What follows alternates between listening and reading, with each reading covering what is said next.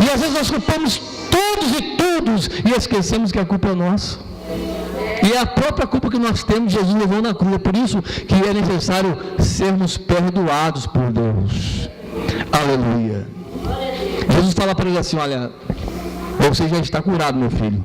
Agora você vai embora e não peque mais, para que não te aconteça coisas piores. A medicina da psicologia diz que as pessoas que odeiam, as pessoas que guardam rancor no coração, as pessoas que não sabem perdoar, elas começam a sofrer problemas sérios, problemas que o médico não consegue descobrir.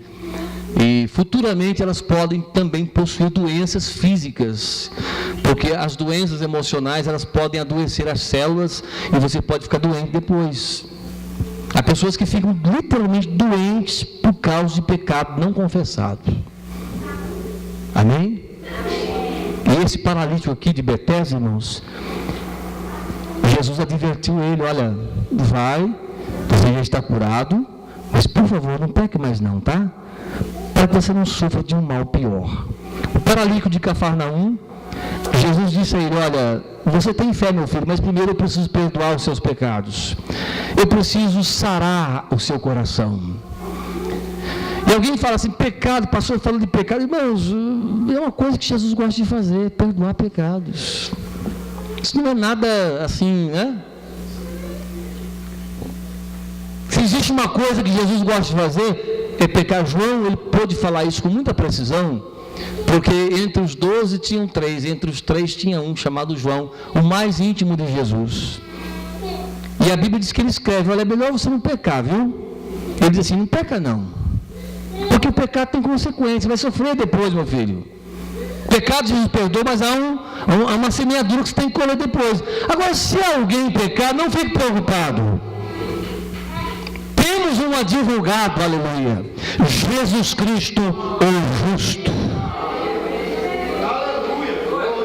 Ele está aqui, eu não sei se está sentindo a presença dele, mas ele está entre nós, viu? Interessante que uma vez uma mulher desesperada correu atrás de Jesus e ela começou a gritar: Jesus, tem misericórdia de mim, porque minha filha está miseravelmente endemoniada. Você sabia que quando Jesus gosta de alguém, ele tem o hábito de provar duramente? Tem pessoas que reclamam: pastor, estou sendo provado, pastor, é uma luta terrível, porque Jesus gosta de você. Toda vez que somos provados, são rebarbas que saem da nossa vida. Toda vez que você passa por uma prova, por uma dificuldade, quando você está servindo ao Senhor, Jesus está te melhorando, te aperfeiçoando. E há pessoas que não entendem esse processo e cometem a lamentação injusta com Deus. Irmãos, nós somos muito injustos com Deus, às vezes, em culpar pessoas. A Bíblia nos diz que Jesus, lá na cruz, Isaías o vê todo transfigurado. Talvez se ele tivesse uma revelação anterior da face de Jesus glorificado, ele ia dizer: esse não é Jesus, porque ele vê Jesus feio. Eu nunca seria capaz de acreditar que Jesus era feio, porque o coração alegra, formoseia o rosto. Você fica com uma pessoa feia, aceitível, acaba ficando bonito. Amém? Imagina você é casa de Deus. Diga assim: eu sou casa de Deus. Se Deus mora em você, como que você pode ficar feio? Você tem que ser bonito, irmão. Não acredite que você é feio, não. Você tem um brilho de Deus.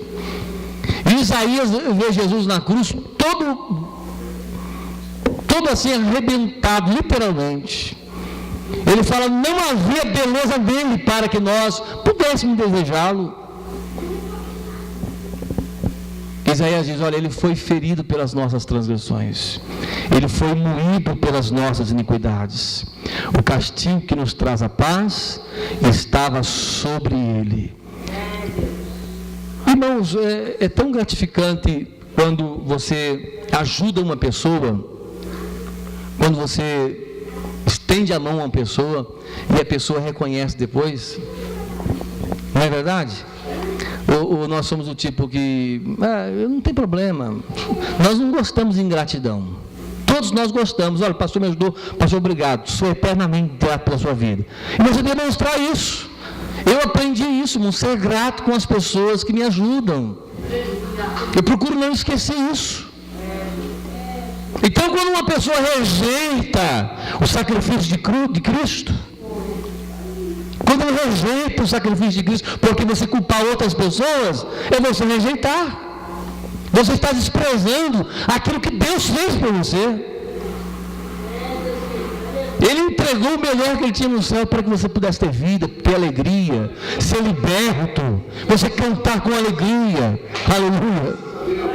E às vezes nós vivemos uma vida pequena, uma vida vazia, por não entendermos, irmãos, que Jesus, Ele é perdoador por excelência. Ele tem alegria quando você vai aos seus pés e fala: Senhor, eu errei, Jesus, eu falei contigo, mas eu confesso a Ti os meus pecados, as minhas faltas. A Bíblia diz que nós temos ousadia para entrar diante do Santo dos Santos pelo sangue de Jesus. E quando você entra com ousadia pelo sangue de Jesus, Jesus, Ele te purifica de todo o pecado. Aleluia. Levanta sua mão assim e diga assim: eu sou perdoado pelo sangue de Jesus. É por isso que nós participamos da ceia, né? Quem é que participa da ceia do corpo de Cristo? É porque a ceia você lembra da morte de Jesus, né? Uma vez eu vi o pastor Ezequiel repreender um obreiro no púlpito lá que falou assim: eu estou muito triste, meus irmãos, porque Jesus morreu. O pastor tomou o microfone e falou assim: eu estou alegre porque ele morreu, porque é a morte dele que me deu vida. Aleluia. Paulo diz assim: sendo, pois, justificados pela fé, nós temos paz com Deus por nosso Senhor Jesus Cristo. Irmãos, a vida cristã, ela se torna uma incógnita, um enigma, uma coisa assim difícil de descompactar, a linguagem que eu posso usar, uma coisa misteriosa. E o crente, mas ele não pode ser ignorante com relação às coisas de Deus, porque Jesus já desvendou para nós. Uma vez Jesus chamou os discípulos e falou assim: olha, a vós vos é dado conhecer os mistérios do reino de Deus. Os que estão lá fora eu falo só por parábolas. E Paulo diz assim: não quero, irmãos, que sejais ignorantes. Então a Bíblia diz que você faz parte de um povo que tem conhecimento, um povo que tem entendimento, um povo que tem a mente aberta para conhecer as virtudes do Espírito Santo, para conhecer os mistérios do reino de Deus. E um dos mistérios do reino de Deus é Cristo em vós, a esperança da glória.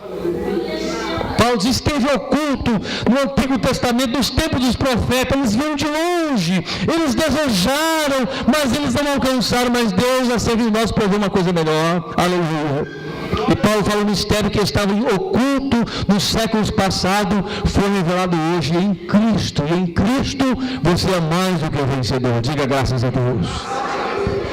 Irmãos, o apóstolo São Paulo, nas provas que ele passou, nas dificuldades que ele enfrentou, nas lutas que ele atravessou, nas decepções que ele sofreu, teve uma certa vez que Deus apertou um pouquinho o parafuso do apóstolo São Paulo. Ele fez lá uma campanha de 3 dias, 3 semanas de oração. Ele dizia assim: eu não aguento isso, Senhor, eu não quero isso, Senhor. E ele orava e o Senhor não lhe respondia. E a Bíblia diz que quando Deus não respondeu o pedido dele sim, da maneira que Deus quis falar com ele. Eu falo: Paulo, fica quietinho, Paulo. Sabe por quê? Você está questionando comigo coisas que eu não te falei, não te revelei. E Deus fala com Paulo: olha, a minha graça, somente ela te basta. E Paulo compreendeu e falou assim: então eu vou me gloriar nas minhas fraquezas, para que o poder de Deus habite em mim, porque quando estou fraco, então eu sou forte. O profeta Amós diz assim: olha, você que é fraquinho aí, meu irmão, você que não tem força, não se preocupe, Deus não procura super-homem. Não, pastor, eu sou santo, pastor. Eu dizimo, eu oferto, eu não falto culto, eu dou glória a Deus, O apóstolo Paulo um dia pensou que era uma coisa, ele falou assim, olha, pelas excelências das revelações, aí Deus colocou nele um espeto nele, né? Sabia que Deus às vezes precisa colocar isso na gente? Um espetinho, uma agulhinha, um espinho na carne. Ele falou, eu não posso, eu sou um ministro do Evangelho, fui chamado como vaso escolhido a pregar aos gentios, aos filhos de Israel, eu não posso ter isso não. Deus falou assim, eu vou colocar um espinho na carne, vou mandar um mensageiro do diabo para, te esbofetear. Quando ele começou a compreender o quanto Deus o amava e que às vezes as fragilidades da sua vida era só uma ponte para ele aproximar da cruz. Quantos aqui gostam de Pentecostes? Digam amém. Amém. Tem aqui um pregador avivado. Eu queria ser teu vestido, mas não tenho. Eu sou mais pastor, sabe? Depois que comecei a pastorear, peguei muito estilo de conversar com a igreja. Glória a Deus. O apóstolo São Paulo, ele foi recebendo revelações de Deus. A nossa estrutura, a nossa carne, ela não suporta a glória de Deus. Você já viu quando você vai num culto onde Deus manifesta com muito poder, pessoas caem no chão? Não suporta. Tem uns que caem porque o pregador empurra, né? Não, mas não é assim não. Tem pessoas que caem porque é poder de Deus, né? Paulo caiu, Daniel caiu, Ezequiel caiu, tantos outros caíram, né? Não suportaram a glória de Deus. Então, Deus tem que meter um espeto lá, Esse espeto, ele é a cruz de Cristo. Nós gostamos de Pentecostes, gostamos de poder, mas vez por outra, eu tenho que deixar o Pentecostes aos pés da cruz, pedir misericórdia ao Senhor. Porque se o Pentecostes for caminhando, você não for aos pés da cruz, sabe o que acontece? Você não precisa da graça mais. Se pede misericórdia, não depende da graça. Nós esquecemos que misericórdia não tem nada a ver com graça. Misericórdia são oportunidades que Deus te dá para você fazer alianças novas com Ele. Há pessoas que estão sendo favorecidas pela misericórdia a vida inteira e depois vai para o inferno. Porque misericórdia não salva. Você errou, a misericórdia se renova a cada manhã. Ele fala, vem cá, eu te dou uma oportunidade, eu te ajudo, meu filho. Agora, graça não, graça, ela impede você de ir para onde você merece ir para o inferno e coloca você no céu. Amém? Por isso que Paulo diz, pela graça sois salvos. Isso não vem das obras, não adianta, não é porque eu sou bonzinho, não é porque eu faço aquilo que eu vou para o céu, porque a graça de Deus se há manifestado, trazendo salvação a todos os homens. Aleluia. Paulo compreendeu, assim, então eu vou ficar muito feliz, ó Deus, pelas minhas fragilidades. Porque quando estou fraco, então sou forte. Aí Amós vem assim, sabe você que é fraquinho? Profeta Amós, ele diz assim, você que é fraquinho, você que não tem muita força, mas você gosta de Jesus, você vem aos cultos, você está se esforçando dia após dia. Olha só o paralítico de Betesda. Ele nem conhecia Jesus, mas era perseverante. E foi isso que Jesus viu nele. Jesus conhece todos os nossos sentimentos internos, os sofrimentos que às vezes não temos coragem de falar para ninguém. E às vezes é bom até você não falar. Mas Jesus conhece. Amós diz assim, olha, você que é fraquinho, você transforme a sua ferramenta agrícola, transforme a sua enxada em espada, forja ela, forja a sua foice em espada ou em lança. Depois ele põe um ponto ali e diz, diga o artigo definido, é você dizendo para você mesmo, diga o fraco, eu sou forte. Paulo falou assim, eu de muito boa maneira gastarei e me deixarei gastar. Depois ele diz assim, eu aprendi a contentar com o que tenho. Eu fui instruído por Deus. Sabia que Deus nos instrui? À medida da nossa trajetória com Jesus, Ele vai nos instruindo. Ele diz, eu sou instruído por Deus. Eu aprendi a dar glória a Jesus quando tenho dinheiro, quando estou em abundância, mas quando estou passando necessitado, eu sou mesmo crente, eu glorifico a Deus. Depois ele diz assim, olha, eu posso todas as coisas naquele que me fortalece. Paulo diz assim: não há crise na minha vida, não há problema. Eu lamento de forma legítima. É isso, é você compreender que nós somos fragilizados pela nossa natureza. A Bíblia diz que um dia, irmãos, num abrir, pisca aí, piscou, já foi. Piscou, já foi o arrebatamento. E Paulo, ele expressa assim: olha, o que é corruptível se revestirá da incorruptibilidade. O que é mortal se revestirá da imortalidade. E Paulo diz assim: cumpriu-se a palavra que está escrito, tragada foi a morte pela vitória. Um dia, lá no céu, diga lá no céu, nós teremos estrutura para suportar a glória de Deus. Mas enquanto estivermos aqui, não adianta, irmãos. Não adianta. Jesus quer perdoar você até o arrebatamento, viu? Tente não pecar para você ver, você não consegue. Eu não estou dizendo de pecados cabeludos, viu? Eu não estou falando de pecados voluntários. O caso desse homem aqui, ele tinha lá um